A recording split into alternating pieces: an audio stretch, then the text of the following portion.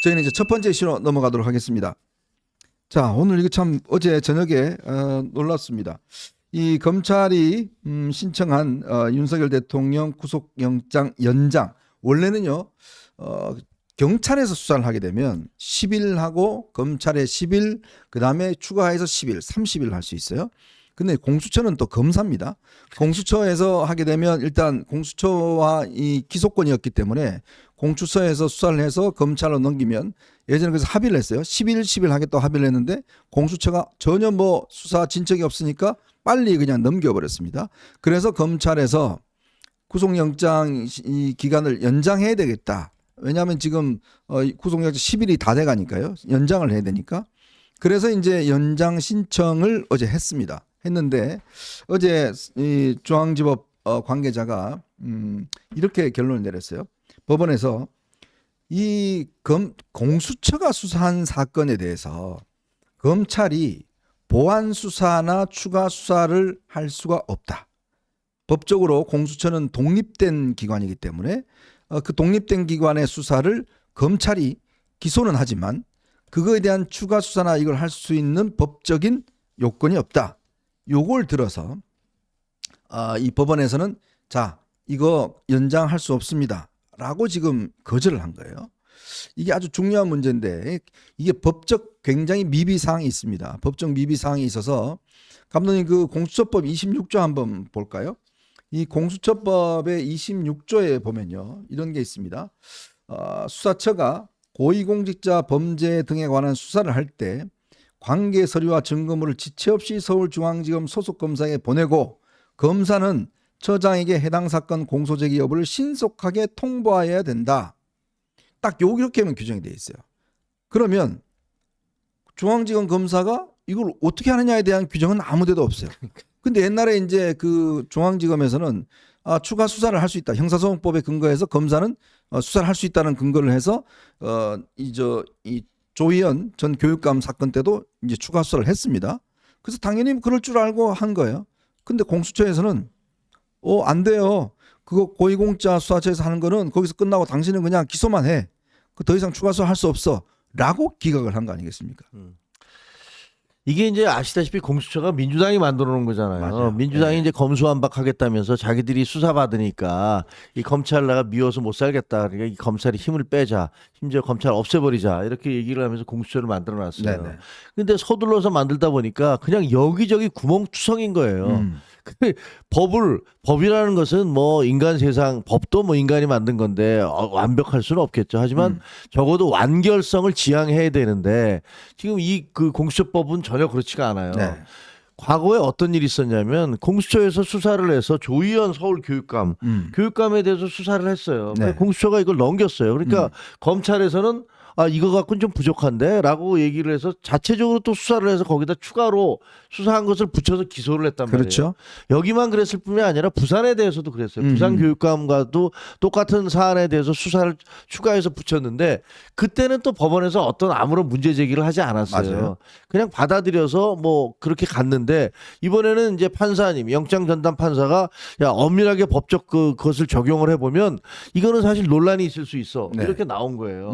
제가 보기에 그렇게 나온 것은 이 탄핵이라는 어마어마한 사항 그리고 내란죄라는 어마어마한 사안에 대해서 조금이라도 흠결이 있으면 안 되겠다. 네. 이런 생각을 하게 된 것 같아요. 그래서 검찰에 야 니네들이 힘들다 하더라도 일단은 법은 법대로 지켜야 되니까 네. 너희한테 수사권 추가 영장을 추가로 발부해서 수사할 수 있는 그 권한을 법적으로 따지면은 그걸 줄 수가 없는 것 같아. 라고 이제 생각을 한 거죠.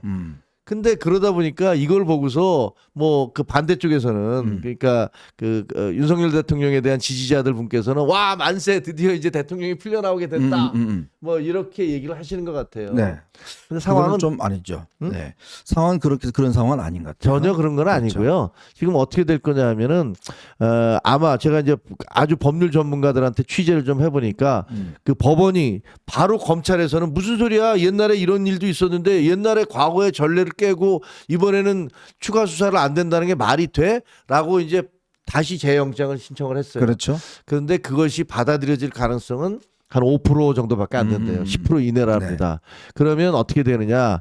그러면 이제 기각을 다시 할 거래요. 그러면 검찰에서는 27일 이전에 네. 기소를 해야 되는 거예요. 기소는 두 가지잖아요. 구속 기소 아니면 불구속 기소잖아요. 네. 뭐 기소라는 건 뭐 시청자 여러분 아시다시피 재판에 넘기는 건데 거죠. 구속된 상태에서 재판에 넘기거나 아니면은 신병을 풀어줘서 재판에 넘기는 건데 윤석열 대통령을 다시 풀어줘서 재판에 넘길 가능성은 뭐 거의 전무하다는 것이 법률 전문가들의 네. 해석이고요. 왜냐하면 그 영장 전담 판사가 기각을 하면서 공수처의 수사 자체가 수사권이 없다라는 게 아니거든요. 바로 그 포인트입니다. 예, 네. 그렇죠. 그러니까 공수권의 수사권을 인정을 해줬어요. 그러니까 인정을 해주니까 그게 문제가 될 것은 아니고 대신 다른 어떤 법률적인 논란의 소지를 없애기 위해서 당신들이 그냥 바로 기소를 해라고 네. 요구를 한 거니까 지금 검찰 주곤하고 있을 겁니다. 자, 이게 지금 아까 우리 김종혁 의원도 말씀하셨지만 지금 이 문제에 대한 쟁점은 그겁니다. 자, 같은 검사예요. 공수처 검사도 검사입니다. 그렇죠. 그다음에 서울지검 검사도 검사예요.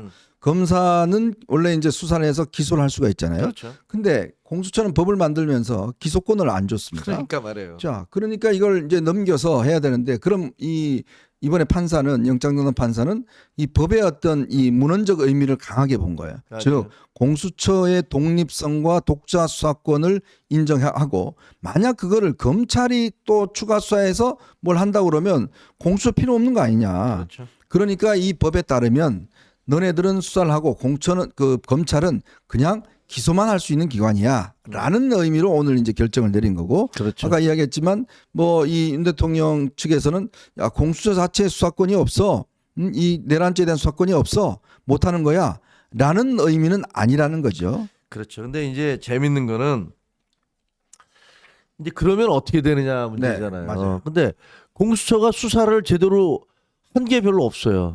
대통령에 대해서. 왜? 지금 좀 전에 아까 보니까요. 우리 감독님 네. 그 기사 한번 보시겠어요? 너무 기가 막힌 게 뭐냐면 공수처가 한 구속영장의 내용에 보면 당시에 방탄 딱 청구서가 10쪽뿐이고 방탄차 있잖아요. 그 2대 예. 나갔다는 거 예. 그것도 적시를 해놨어요. 그러니까. 네. 그러니까 공수처는 역시 이제 수사 기능이 굉장히 떨어지는구나라는 것들을 알 수 있는데, 그러니까 흔히들 뭐 이런 얘기 여기서 공식적으로 얘기할 수 있는 건지 모르지만 다들 야 그 A급은 아니야. 뭐 우리가 네네. 그런 얘기들이 이제 우스갯 삼아서 얘기를 합니다만 어쨌든 공수처가 수사를 한 게 없어요. 왜? 대통령이 처음에 나가고 자기 주장만 쫙 하고 그다음에 다 그 묵비권을 행사했잖아요. 그렇죠. 그리고 그 다음에 계속 오라고 하는데도 출두를 하지 않았어요.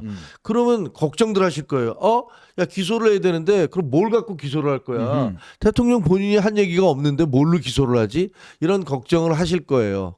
그런데 그런 걱정을 할 필요가 없습니다. 왜냐하면 윤석열 대통령에 대해서 이른바 공범, 그러니까 지시를 받은 내란 우두머리라면 거기에 그 뭐랄까 적극적인 종사자, 주요 임무 종사자, 주요 임무 종사자와 뭐 그런 가담자들에 대한 수사를 했잖아요. 김용현 장관에 대해서도 하고, 네. 그다음에 경찰과 군의 고위 수뇌부들에 대해서 조사를 했는데 그 양이 거의 3만 쪽에 달한다고 3만 합니다. 쪽이요? 3만 쪽이요. 그러니까 뭐 어마어마한 거죠. 3만 쪽이라면. 그러니까 그 3만 쪽에 대한 것들이 사실은 모두가 다 대통령의 혐의에 대한 거잖아요. 그렇죠. 그러니까 대통령으로부터 내가 지시를 받았습니다. 이러이러한 얘기를 들었습니다. 그래서 나는 이렇게 실현을 했습니다. 라는 내용들이에요. 그러니까 사실 그 검찰에서는 그 내용을 그대로 이름만 바꿔서 이러이러하게 이 사람들에게 지시를 한 사람이 이 사람입니다. 라고 해서 영장을 발부받으면 된다는 거죠. 그 영장 내용을 그 정리하면 되는데 문제는 뭐냐면 이 3만 쪽이나 되는 걸 읽어야 되는 거 아니에요. 이게 이 검찰에서는 넘어온 다음에 이거 그래도 시간이 좀 있겠지라고 생각을 했던 거예요. 그래서 한 열흘 정도의 시간을 가지고 충분히 천천히 이것을 정리를 해서 가야지라고 생각을 했는데, 왜냐하면 검찰에 온다 그래서 윤 대통령이 조사를 받을 것 같다는 생각은 검사들도 안 했거든요. 그렇죠. 이거 뭐 어차피 윤 대통령이 검찰 조사에도 응하지 않을 거예요. 안 할 거예요. 그럼 뭐 그냥 입 다물고 있을 거예요. 그냥 처음에 만나서 자기 후배들이니까 뭐 내가 말이야 뭐 이러면서 막 또 한바탕 이렇게 훈시를 하신 다음에 입을 다물 텐데, 그렇게 되면 검찰에서는 어차피 수사한 기록들, 그 전에 검찰에서 한 수사나 경찰에서 한 수사를 정리를 해서 그 3만 쪽을 정리해서 영장을 치려고 했었는데, 지금 이제 그거를 짧은 시간 내에 그걸 다 정리를 해야 되는 거예요. 그러니까 아마 지금 속된 말로 난리가 났을 겁니다. 그리고 이 영장이라는 것은 어떻게 보면 역사적인 기록이잖아요. 맞아요. 예. 우리가 1212 사태나 5.18과 관련해서 그때 당시에 이제 영장 기록들이 그게 지금 계속 인용되고 있잖아요. 네네. 그럴 정도로 굉장히 역사적인 문건이기 때문에 이 담당한 검사들로서도 야, 이걸 정말 역사에 남을 만한 그런 영장 청구서가 돼야 된다라고 기소장이 돼야 되는 거 아니 영장 청구 아니죠. 기소장이 돼야 된다. 이렇게 생각하는 게 법원으로 가는 거니까. 그러니까 이 부분에 대해서 아마 지금 검찰은 초비상이 걸려서 이 부분은 영장을 아마 기소장을 정리하고 있을 겁니다. 자, 그래서 지금 이제 아마 지난번 김용현 전 국방부 장관의 공소장이 그 내용이 보면 사실상 거의 윤석열 대통령의 공소장이라고 해도 과언이 아닐 정도로 그렇습니다. 모든 예. 혐의의 어떤 중심에 있던 윤 대통령의 지시사항이나 이런 것들이 다 담겨 있습니다. 그렇죠. 자, 그런 이제 있기 때문에 뭐 이거는 짧은 시간에 할 수 있을 것 같고, 그리고 사실은 구속 기간이 연장이 돼도 사실은 추가적으로 할 수 있는 일이 별로 없을 거예요. 거의 없어요. 왜냐하면 검찰의 수사를 어차피 대통령은 응하지 않을 것이고 또 계속 뭐 출장 주사도 응하지 않을 것이고 이제 그런 상황이기 때문에 하지만 이제 문제는 그거죠. 과연 이제 검찰이 계속 이제 구속으로 가느냐? 지금 국민의힘 쪽이나 지금 윤 대통령 측에서는 자, 이 정도 됐으면 이제 대통령 불구속 수사해야 되는 거 아니냐라고 하겠지만 검찰 입장에서는 아마 야당에서는 그럴 겁니다. 또 일반적으로 시각으로는 아니 너 검사 출신이니까 뭐 검사 대통령 또 풀어주는 거니? 이런 또 이제 오해를 받을 수가 있고 그렇게 되면 이제 이 수사 전체에 대한 검찰의 어떤 뭐랄까 이게 위신과 권위가 떨어질 수밖에 없어요. 왜? 관련자들 다 구속시켰거든요. 다른 지금 김용현 전 장관, 조지호 청장, 그다음에 그렇죠. 김봉식 서울청장 전부 다 구속했는데 제일 위에 있는 윤석열 대통령은 석방시킨다, 불구속한다라는 거는 본인들 논리로도 맞지 않아요. 그렇습니다. 그러니까 물론 뭐 그 바람은 윤 대통령이 지금 어디 뭐 도망가겠냐, 뭐 증거인멸 하겠냐 이렇게 이제 우리가 이제 좀 심정적으로 생각할 수 있지만 검찰 입장에서 뭐 저의 의견이 아니라 검찰 입장에서 보면 이거는 검사 대통령 출신의 검사를 우리가 구속을 풀어준다 그러면 이거는 검찰 전체가 비난받을 게 뻔하고 그다음에 이제 종범들과의 어떤 관계 이것도 이제 형평성에 맞지 않다라는 이유로 제가 추정한 때는 아마 27일 날 27이면 내일이 26일이고 월요일이 27일이지 않습니까? 아마 휴일이긴 하지만 아마 그날 아마 오늘 아마 다시 아마 제가 볼 때는 인용이 안 될 거예요. 그렇게 되면 구속 기소로 좀 정리해서 재판에 넘기지 않을까. 근데 이렇게 되면 재판이 굉장히 빨라질 수가 있습니다. 그렇습니다. 왜냐하면 이제 한 열흘 기간이 또 단축이 되는 거잖아요. 네. 검찰에서 만약에 열흘 동안 뭐 대통령 불러도 나오지도 않을 것이고 언급하지도 않을 텐데 그냥 계속 그 뭐랄까 우리는 불렀습니다. 그렇지만 대통령이 뭐 응답을 거부했습니다. 네. 뭐 이런 얘기가 계속 오갈 거예요. 그래서 구치소로 뭐 방문을 갔는데 대통령이 응하지 않았다. 이런 식으로 한 열흘 정도만 시간을 질질 끄르는 그런 상황이 있을 텐데 네. 그 상황이 단축이 돼 버렸잖아요. 그러니까 바로 재판이 시작될 가능성이 상당히 높은 게 아니고 그렇게 되겠죠. 만약에 그렇죠. 오늘 이제 네. 우리가 예상하는 대로 결정을 또 그렇게 해버리면 전담재판부가 따로 있어요. 그렇죠. 네. 전담재판부가 있으니까 굉장히 빨리 이게 시작될 거예요. 그러니까 그 얘기는 뭐냐면 지금 그 헌법재판소의 심판도 보면은 속도가 상당히 빨라요. 네. 상당히 빨라서 그 아침부터 저녁까지 그리고 일주일에 2번씩 네. 뭐 이런 식으로 진행을 시키고 있기 때문에 헌법재판소도 빨리 달려가고 있고 그리고 그 지금 수사도 재판도 빨리 달려가고 뭐 이런 과정인 거예요 지금. 참 저는 이걸 보면서 참 이게 한 번의 사법 질서를 흐트러뜨려 놓은 후과가 얼마나 심각한가를 이번을 보면서 한번 여러분들 우리가 아마 정말 경험하실 것 같습니다. 맞습니다. 이 공수처라는 조직 또 검경 수사권 조정이라는 그 정말 황당한 검수완박 이걸 해놓음으로 인해서 우리가 그때 정말 우리 이 자리에서도 많은 비판을 했고 이렇게 되면 국가의 사법 질서가 흔들린다 이런 이야기를 많이 했습니다. 예전 같은 말씀드렸잖아요. 수사는 검찰과 경찰이 하고 결국 기소는 검찰이 해왔던 그런 우리의 룰이 있고 그걸로 우리의 그 건국 이후부터 꾸준하게 유지되는 시스템이 있어요. 맞습니다. 나름대로 노하우가 쌓여 있고 또 나름대로 어떤 우리가 통제할 수 있는 그 시스템도 있는데 이거를 완전히 검수완박하면서 다 흐트려버렸습니다. 세상에 생각해 보십시오. 죄 중에요. 가장 중요한 죄가 내란죄입니다. 내란죄를 경찰한테 맡겨버렸어요. 이게 말이 안 되지 않습니까? 또 공수처를 만들어 놓고 이거를 도대체 세상에 유례가 없습니다. 공수처가 저 중국에 뭐 비슷한 체제가 있다고 그래요. 근데 이 전 세계에 공수처 같은 조직이 없습니다. 근데 만들어 놓으니까 얘들이 처음에 수사하는 것도 뭐 어떻게 될지도 모르고 실적도 없고 그냥 구속영장 신청해 놔놓고 저것들끼리 모여서 그냥 원샷하고 술 먹고 그리고 저 이 체포영장 발부하러 가갖고 그 실수해갖고 타고 그 사실은 솔직히 얘기해서 공수처가 저 뻘짓하는 바람에 윤 대통령 지지율이나 국민의힘 지지율이 꽤 오른 건 사실이에요. 그렇지만 이게 수사기관이 그게 왜 있냐는 거예요. 능력도 없으면서 괜히 한다고 가져갔다가 완전히 망쳐놓은 지금 결과 아니겠습니까? 맞습니다. 이게 민주당이 만들어 놓은 거잖아요. 그때 네. 그 검찰이 있다고 만들어 놨는데 이 사람들이 얘기를 하면서 그때 뭐라고 하냐면 아니 미국 검찰 봐라. 미국 검찰은 기소만 하지 수사 안 하지 않느냐. 이렇게 주장을 했어요. 네. 근데 미국 저도 특파원을 했습니다만 네. 미국은 우리하고 시스템이 완전히 다 사법 다르죠? 시스템이 다르잖아요. 네. 미국은 배심원이 있어요. 배심원들이 모두 모여서 배심원이 무죄 그러면 다 무죄가 되는 거예요. 네. 그러니까 아무리 우리가 봐도 그래서 옛날에 오제이 심슨 사건 같은 게 나오는 거 아닙니까? 네. 배심원들이 다 그 사람 도망가는 게 전부 다 생중계가 됐었는데 그 사람들 앉혀놓고 배심원들이 이 사람 무죄야라고 얘기하니까 기소를 못했어요. 네. 우리 기준으로 보면 말도 안 되는 얘기죠. 그러니까 이게 나라마다 그 나라 그 고유의 전통이 있는 거고 사법 시스템이 있는 거예요. 근데 자기들이 필요할 때마다 야 다른 나라에는 이런 시스템이 있어. 어떤 나라에는 이런 시스템이 있어. 이런 식으로 끄집어내다가 무슨 게리맨더링 하듯이 네. 괴물 만들어내듯이 이렇게 갖다 붙여놓으면 안 되는 거거든요.